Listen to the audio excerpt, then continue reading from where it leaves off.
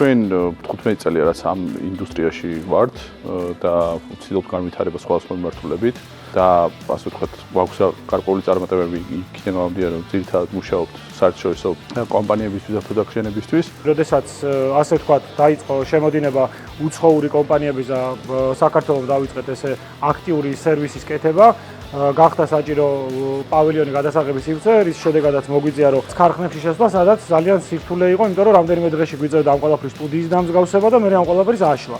ჩვენ გასული 2 წლის განმავლობაში დავისახეთ მიზნად, რომ აგვიშენებინა პავილიონი, იქიდან გამომდინარე, რომ დამოუკიდებელი საქართველოს ისტორიაში არ ყოფილა პრეცედენტი, რომ პავილიონი აშენებული იყოს.